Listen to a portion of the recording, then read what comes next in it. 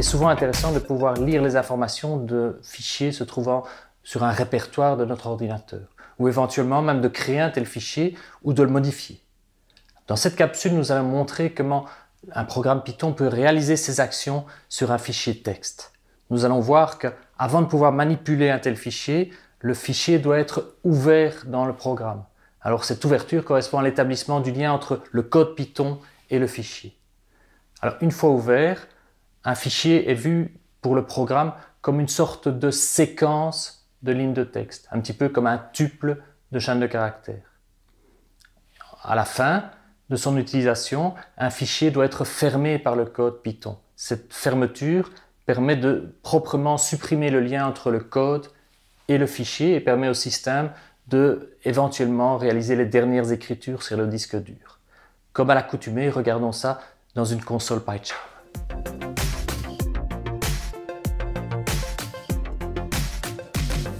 Alors, d'abord, pour ouvrir un fichier, le verbe, c'est le verbe open. Donc, ici, je vais me donner un nom qui sera un nom de variable, par exemple, mon fichier, et je dis open, et je vais ouvrir le fichier words.txt. OK. Alors, avant de continuer, cette ouverture, ici, on voit qu'elle s'est bien déroulée parce qu'en fait, le fichier qui se trouvait bien au bon endroit quelque part dans le bon répertoire de mon ordinateur.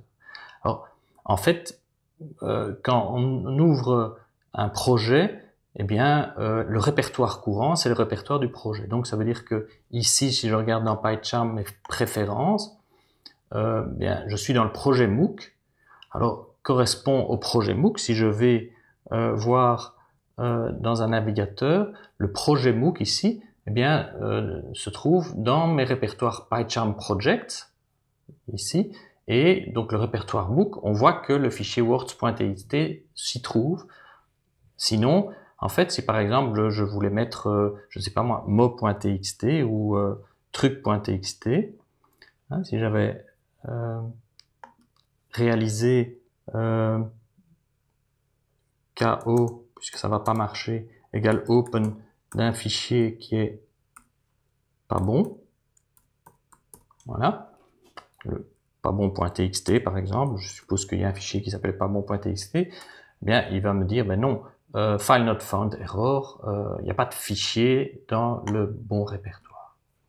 Alors autre possibilité, c'est qu'en fait, si je reprends mon navigateur, le fichier il se trouve pas dans le répertoire courant, mais il se trouve, par exemple ici, j'ai un fichier qui se retrouve dans ressources textuelles et livres, et je voudrais bien ouvrir ce fichier mo.txt. Et donc ici, je vais regarder où se trouve ce fichier. On me dit, ben, votre fichier il se trouve sur votre disque dur, au sous-répertoire utilisateur Temassar enseignement SVN Temassar MOOC.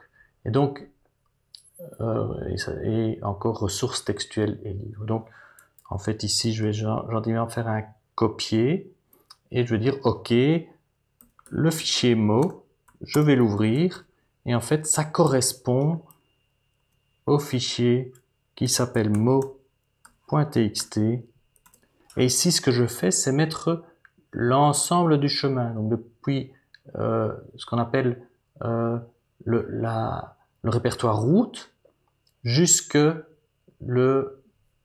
nom de mon fichier, tous les sous-répertoires. Et ici, évidemment, dans ce cas-ci, il va s'y retrouver et il va ouvrir mon fichier mo.txt. Après, si je regarde ma variable mon fichier, c'est-à-dire le fichier words.txt, alors de nouveau, je vais revenir dans un navigateur et voilà, donc le fichier words.txt, si je l'ouvre dans un éditeur simple, eh bien, en fait, words.txt, si on regarde, c'est en fait, c'est un peu compliqué, mais en fait, c'est un dictionnaire de mots anglais. Tous ces mots correspondent à des mots de la langue anglaise. De temps en temps, il y en a qui ressemblent à quelque chose comme abandon, abandon, abandoning, etc.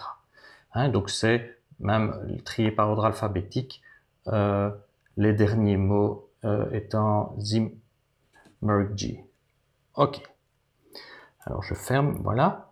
Et donc, pour le programme Python, voilà, il y a le fichier et la variable mon fichier. Donc mon fichier est vu comme une séquence, en fait. Une séquence dont je peux lire chaque élément, mais en fait séquentiellement. C'est-à-dire qu'il n'est pas question d'accéder à la composante 27. Je dois absolument commencer par la composante 0, en fait, grâce à la méthode de lecture readline. Donc readline me dit, voilà, eh bien, la première ligne de mon fichier, c'est AA. Alors, anti/n, pour rappel, c'est le caractère fin de ligne.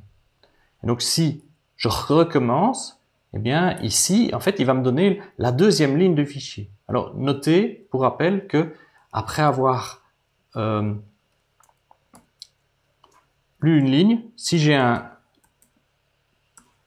texte qui contient des caractères spéciaux avant, en début de ligne ou après, par exemple, le passage à la ligne, eh bien, je peux utiliser la méthode strip. Donc ici, la méthode strip va me permettre de lire en fait la troisième ligne de mon fichier Words et de nettoyer, c'est-à-dire que je n'ai plus le caractère passage à la ligne, donc AGIG. Alors, je peux aussi,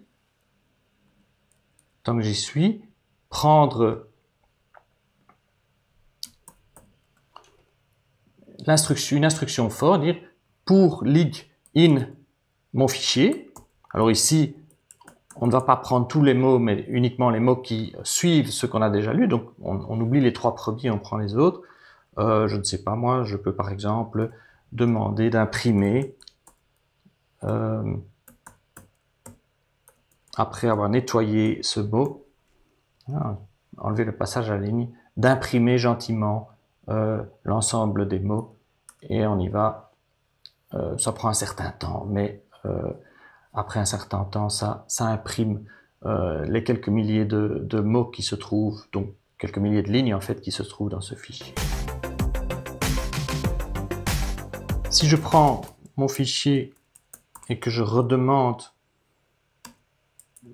de faire encore un readline, ici, étant donné qu'on a parcouru le fichier jusqu'au bout, ben, il va me dire c'est fini. En fait, il va me dire oui, le texte suivant, en fait, il est vide. Donc après, quand j'ai plus, ici, en l'occurrence, puisque j'ai tout parcouru, ben, je peux plus l'utiliser, eh bien, je peux fermer proprement ce fichier, donc mon fichier, avec la méthode close. Alors, une chose importante, c'est qu'on a vu qu'on avait ouvert deux fichiers, un fichier qui était dans la variable mon fichier et le deuxième qui était dans la variable mot. Donc, le type de mot ben, me dit, vous savez, c'est en fait quelque chose d'un peu compliqué, c'est en tout cas I/O pour entrée-sortie, input-output en anglais, c'est un texte I/O wrapper. Bon, en clair, c'est un fichier texte. Alors, malheureusement, ce fichier texte, c'est un fichier avec des accents. Et donc, c'est pas un fichier qui a un encodage simple. L'encodage simple étant l'encodage qu'on appelle ASCII. ASCII s'écrivant A-S-C-I. Et donc, si j'essaye de lire quelque chose dans ce fichier, eh bien, il va pas être content parce qu'il va dire, ben, pour moi, je suis censé lire des caractères ASCII. Et malheureusement, mon décodeur ASCII, il se rend compte qu'il y a des choses qui sont pas du tout de l'ASCII. Donc en fait, ce que je vais faire, c'est refermer ce fichier mot et aller rechercher l'ouverture correspondante. C'était ici. Refaire l'instruction, mais en rajoutant un paramètre qui est un paramètre donnant l'encodage. Je dis l'encodage, c'est UTF-8, qui est cet encodage standard qui maintenant est utilisé et qui va me permettre de proprement lire les choses dans mon fichier mot comme je le faisais avec mon fichier Words.